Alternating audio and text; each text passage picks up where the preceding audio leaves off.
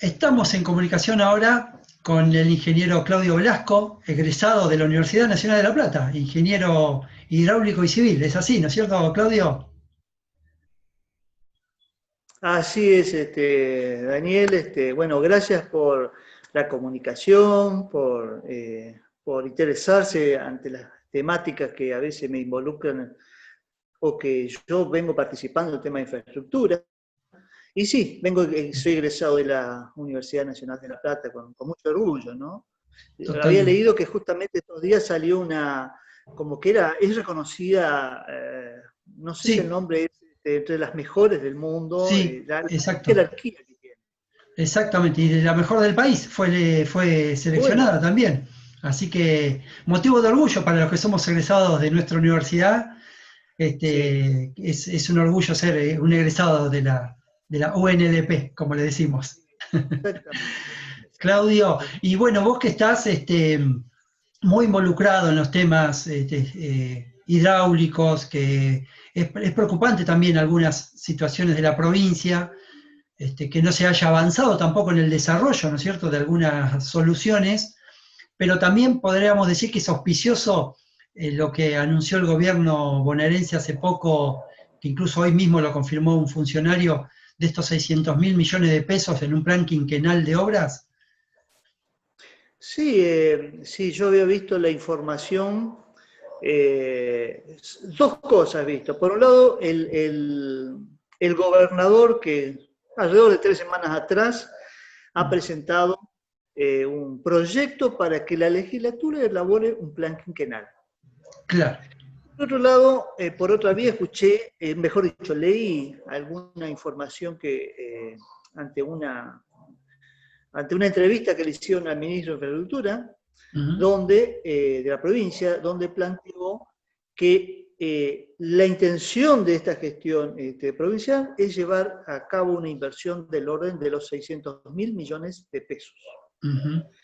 Justamente cuando yo he visto eso, a ver, porque una cifra así y con la fluctuación que tiene el peso lamentablemente ligado al dólar, lo que manda para las obras en general, nos guste o no nos guste, a mí particularmente no me gusta, ojalá tuviésemos un peso totalmente fuerte Ujú. como moneda, pero bueno, la referencia que siempre caemos es en el dólar. Mm. Y de acuerdo a la relación, que creo que está rondando entre 120 y 130, más o menos en ese orden, me daba una inversión de unos 4.650 millones de dólares, Mm. lo que representa para 4 años de gestión en toda la infraestructura de la provincia. O sea, ¿qué quiere decir? Que si lo dividen por 4 años, estamos hablando de los 1.150 aproximadamente por año de millones de dólares Bien. de inversión.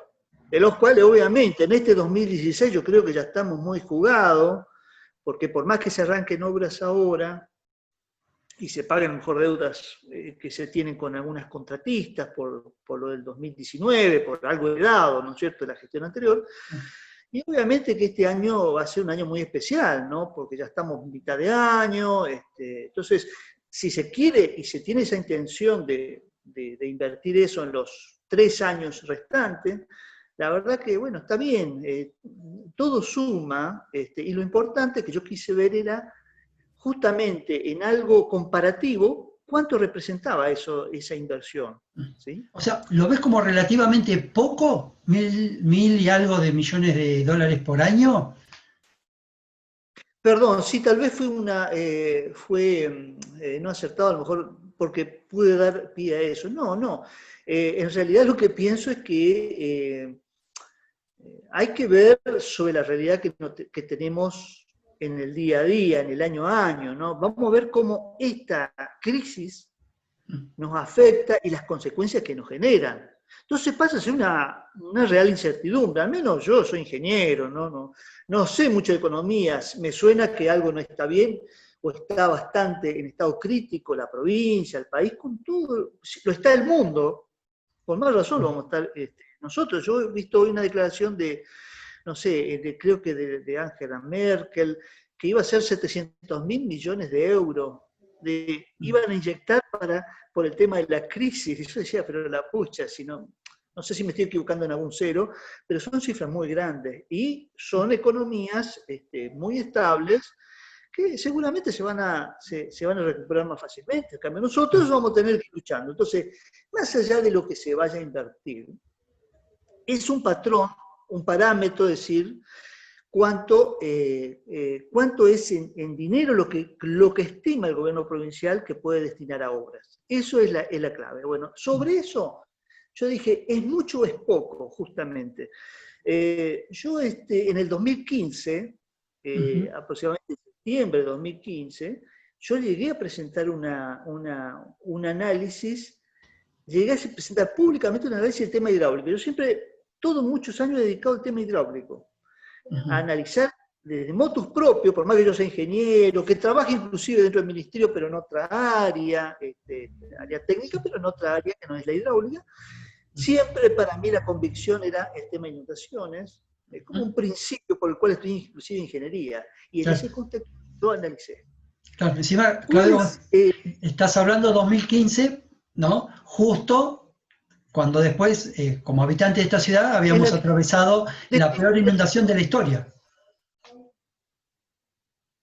Sí, en La Plata tuvimos en el 2013, Sí.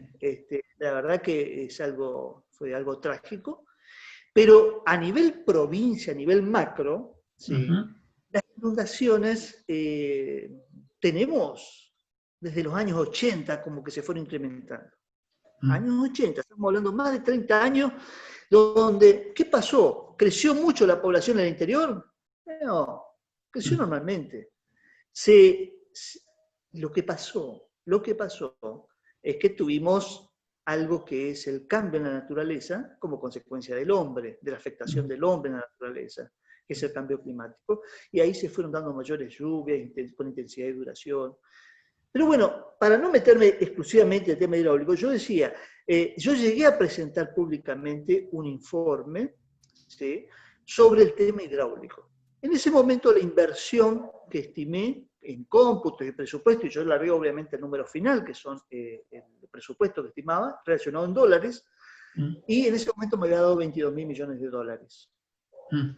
Listo, 22.000 millones de dólares. ¿Qué ocurre? ¿A ejecutar en cuánto tiempo esos 22.000 millones de dólares? Sí, primero es saber la realidad que tenemos en el tema hidráulico, pero a su vez quise ser un poco más ambicioso. A partir de ese momento, en algo que yo ya tenía un poco desperdigado, mucha información que yo mismo la fui recabando de lo personal y a partir de los informes periodísticos que salían, nunca fui a una oficina a pedir información pública al respecto. Pero sí fui analizando otros temas como agua potable, que es otro problema que tenemos. No solo en la cantidad de usuarios que tienen agua potable en la provincia, porque podemos decir que a nivel provincia a lo mejor estamos hablando del 80-90%, pero el tema no es solo lo que tienen, sino qué calidad de agua tienen. Claro. Vemos un ejemplo para que se traduzca. Acá en La Plata, ¿sí?, donde yo he vivido todos estos años, llega el verano, tenemos baja presión. Estamos en invierno y también tenemos baja presión. Y es cuestión de mirar cualquier periódico en cualquier momento y vemos que él está colapsado. Lo mismo pasa con las cloacas. Entonces, analicé el tema de aguas a nivel provincia, analicé el tema de cloacas, agua potable, el tema de cloacas, y a su vez el de camino que, digamos, es el que conozco, que me desenvuelvo desde mi profesión, desde mi trabajo de carrera, y no tuve obviamente problemas en hacerlo solo más rápidamente. Bien. ¿Y qué pasa? Yo llegué a conformar no se va a ver, pero tal vez ustedes en los medios puedan subirlo, pero llegué a conformar, y ahí no se me ve a mí, pero prefiero que no se me vea a mí. Díganme si, creo que está bien ahí, ¿no? Se ve bien, se ve muy bien. Ese es un análisis. En esta columna, acá tenemos todo el déficit de infraestructura del área. De inundación, de agua potable, de cloaca. No estoy mirando en el orden porque no estoy mirando en el sentido inverso, así que no alcanzo a verme yo. Bien. Pero En esas 4 áreas tenemos un monto total de déficit de infraestructura estimado, ¿sí? Sí. Un monto total que me da 39.100 millones de 100. dólares. Ujú. 39.100. Sí. Pero ¿qué pasa? Justamente cuando me planteabas, ¿es poco, es mucho esto? Lo que yo en su momento ya hice, viendo la realidad, que uno no puede pensar en un déficit de infraestructura tan grande si no piensa en un tiempo razonable de ejecución. Y la realidad de la ejecución va a depender de la situación económica imperante. Total. Entonces, Exacto. ¿qué variantes? Por ejemplo, para 20, 30, 40 y 50 años, de acuerdo a la disponibilidad. O sea, ¿qué pasa si yo todos estos 39.100 millones de dólares lo quiero distribuir en 20 años? Perdón, si esto lo quiero distribuir en 20 años, ¿qué es lo que tendría que invertir? Yo tendría que invertir año a año en entre el total de la suma de los distintos componentes, sea en agua potable, cloacas, caminos, Caminos. ¿sí? Esta inversión, que estamos hablando de los casi 2.000 millones de 2000. dólares. Claro. Pero imaginemos eso, año a año. Es una cifra muy importante.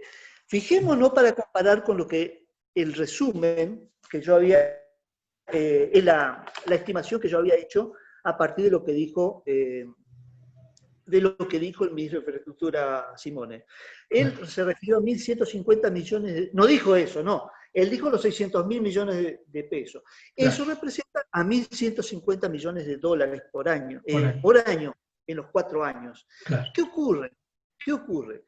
O sea que cuando termine esta gestión, se estarán invirtiendo 4.650 de dólares aproximadamente. Bueno, claro. Fijémonos que si yo acá tengo para 20 años, yo tendría que invertir año a año, desde el año 1 hasta el año 20, imagínense que uno se mete en un crédito hipotecario. ¿Sí? Del año 1 al año 20 va a tener que ir invirtiendo esta cantidad. Claro. Entonces, eso a mí me sirve, para mí me sirvió, primero para lo personal. Cuando escucho, se van a hacer tan inversión de tanto, a ver, ¿cuánto representa? Y acá uno puede ver la verdad o la mentira que salta, porque si dice yo, en una gestión de gobierno voy a solucionar todo el tema de infraestructura, yo sé que me está mintiendo si no invierte 10.000 millones de dólares por año. Miren. Exacto. 3.100 millones. Yo lo divido en 4 años, son casi 10.000 millones de dólares por año.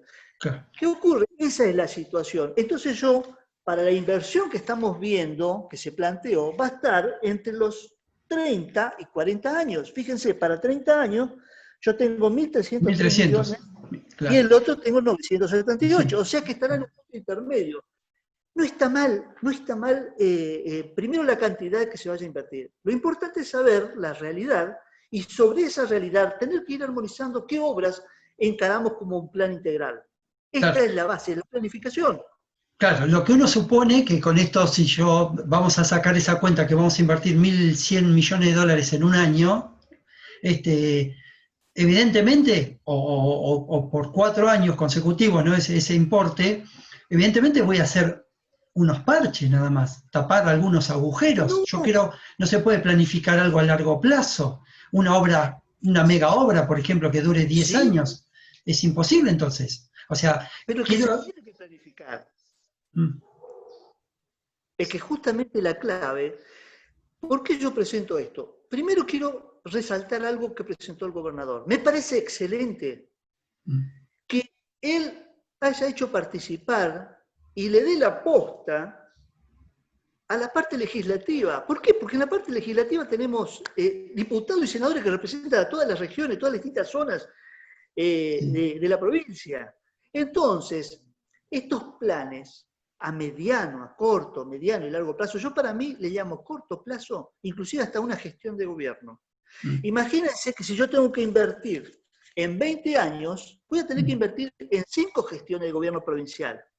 Si quisiese hacer 30 años, saquemos la cuenta, 30 dividido 5 me van a dar la cantidad de gestiones. Entonces, ¿cuál es el tema? Acá el tema es que se debe consensuar. Primero, aceptar la realidad entre todos los sectores. Esta es la realidad de la infraestructura que tenemos. No echemos la culpa hacia atrás de la gestión pasada, de la anterior, no. Esta es la realidad. ¿De qué nos sirve discutir si lo que tenemos que hacer es enfrentar el problema. Sí. Cuando Sí. enfrentamos el problema, después decimos, che, mirá, perdón ese de che, pero digo, en una reunión así amena, bueno, juntar a todos los legisladores por regiones, decir, bueno, ¿qué obras prioritarias tenemos en este sector? Claro. ¿Y qué obras a mediano plazo? ¿Y qué obras a largo plazo? Metamos también en el debate hasta los propios gente del campo. Claro. Porque en un sector rural es muy importante la gente del campo, que vean que si en algún momento se le está pidiendo un impuesto, que vean también que se sientan parte del plan de obras que se va a llevar adelante, que les incentive también a no ponerse en contra continuamente ante lo que ellos dicen, me están arrancando el Estado continuamente. Bueno, tenemos que consensuar. Ese Claro. es el concepto. No es parche. Parche sería cuando yo llevo adelante obras sin tener una lógica de planificación. Si yo sé el camino de arranque y sé que el camino final es llegar a tener una provincia con la infraestructura adecuada, que brinde una calidad de vida a los bonaerenses, una mejor calidad de vida a los bonaerenses, lo que vive en el interior de la provincia y lo que vive en el conurbano, que a su vez tengamos menos sectores anegados e inundables, que a su vez eso nos genera nos genera la posibilidad de recuperar tierras que están inundadas hoy día y que pierde al 100% cuando se genera una gran lluvia un agricultor. Entonces, ante todo eso, ese tiene que ser el objetivo. Eso tiene que ser la luz, que es a donde debemos apuntar. Pero bueno, va a depender. ¿Por qué es importante que involucremos a todos? Porque al incluir varias gestiones de gobierno, van a tener hoy día a una persona que está al frente y que puede ser de un signo político, a la gestión siguiente puede estar otro de otro signo político. Y así, pero si trabajamos en forma consensuada, yo me permito... En prioridades, trabajando en prioridades, como decíamos. Prioridades, pero con unos objetivos. En este momento, la prioridad está muy acotada porque es la realidad económica que se tiene, es tratar de generar producción en las distintas áreas, como abrir los comercios por un lado, abrir las industrias, todo eso por la parte de producción. En lo que a mí me compete, en lo que yo me formé y creo que de alguna manera tengo un criterio razonable de la realidad, y no distante de ella, esto que yo presenté que me dio 39.000, con que fluctúen más o menos 20% de la realidad cuando uno hace una estimación, pero estoy más que satisfecho porque nos da una planificación, nos permite tener una planificación. Entonces, en todo ese contexto es que uno tiene que ir trabajando, viendo las realidades y ir acomodando. Esto no tiene que ser tan rígido. Bien. También es ese concepto. Claro. Claudio, justamente hablando de lo que es la planificación del trabajo, de que los productores, el interior de la provincia se sienta, digamos, compartido en todo el proyecto, el gobernador cuando asumió, me acuerdo, incluso hasta hace poco lo manifestó, de que se encontró con una provincia arrasada. ¿Vos coincidís con ese diagnóstico en el aspecto, digamos, de lo que tiene que ver con la obra pública, con las obras que quedaron pendientes, con los trabajos que quedaron pendientes de la anterior gestión?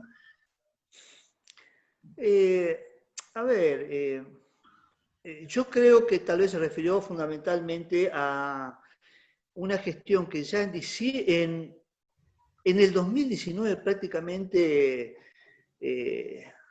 hasta el primer trimestre, no llegó al segundo trimestre y se frenaron todas las obras, no se pagaron a los proveedores. Estoy hablando del tema obra pública, pero eso me imagino que pasó en otras áreas, la parte de acción social, cuando no pagaban a los proveedores para los distintos comedores, o digo así en forma general porque desconozco ya cómo se distribuye, ¿no? Sí, en salud también pasó lo mismo. Entonces, claro, estaba el rojo vivo. Es una provincia de rojo vivo, por más que no tenía, y además endeudada. ¿Por qué? Porque ese gran plan de los mejores 50 años con los equipos técnicos, Claro, hicieron un gran movimiento de obra entre el 2016 y 2017. 2017 fue el pico, después el 2018 más o menos, y el 2019 fue un desastre. ¿Pero cómo se obtuvo eso? Con dinero prestado. Entonces, después nos quedamos sin el dinero, sin las obras y con un déficit tremendo porque no pagamos ni las obras que teníamos en marcha. En ese contexto sí creo. Lo que sí debo decir también que si el gobernador tiene esa visión, y yo lo he visto muchas veces criticar al gobierno de Cambiemos, lo que sí me gustaría, y yo pues tengo mis raíces peronistas, es que si bien hay que trabajar con todos, pero tenemos que estar claros qué función se tiene cada uno en el partido que es gobernante o la alianza de partido gobernante. Y en este caso creo que él, me parece, yo como peronista que ha dejado muchos funcionarios de la anterior gestión, y que si algo no funcionó bien en su momento, como él lo dice, debería haber cambiado del primero al último. Si algo que no le falta al peronismo son cuadros políticos para llevar adelante una gestión acorde en cada una de las áreas. Y esto es una realidad. Uno míralo a veces en distintos medios y ven cómo... y si uno conoce y camina la ciudad y camina y charla con la gente a distintos niveles ministeriales, hay muchos reclamos en ese sentido. No es solo, no me estoy refiriendo al Ministerio de Infraestructura, al cual soy parte, que puedo decir que sí, evidentemente. Bueno, esa sería una cosa para no ser contradictorio, ¿no? Claro. Pero... Sí, yo en ese sentido, Claudio, escuché muchas broncas, por ejemplo, en el Ministerio de Salud, en el Instituto de Previsión Social, de que incluso no solo que a mucha gente que vino heredada de la gestión Cambiemos, sino que hasta los han jerarquizado, digamos. Está esa bronca, ¿no? También, de que, bueno... Yo me costó... Me permitió, yo he podido ver, constatar eso también. Entonces, doblemente como agraviante al militante que viene participando, y no necesariamente para ocupar un cargo, pero que, digamos, y no quiere decir que después no se trabaje en conjunto con las distintas fuerzas, en los distintos, como dije, me pareció perfecto que el gobernador ahora lleve a la legislatura para que entre todos se elabore un plan quinquenal, que le llaman. Bueno, listo, perfecto. Claro. Es muy positivo que cada intendente de cada color político pueda exponer su posición, que cada legislador, diputado, cada senador defienda una posición de la región que pertenece. Me parece perfecto. Ese es el debate.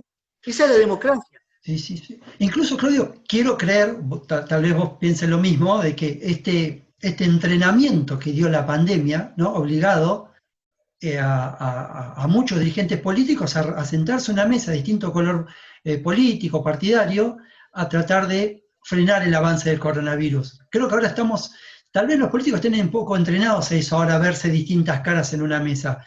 Tal vez que lo podamos ver como beneficioso, que en un futuro, ahora cuando se tengan que sentar para planificar un modelo de desarrollo, tanto el gobierno de la provincia con los intendentes que son de otro color partidario, con los legisladores, podamos haber aprendido algo de esta experiencia, ¿no?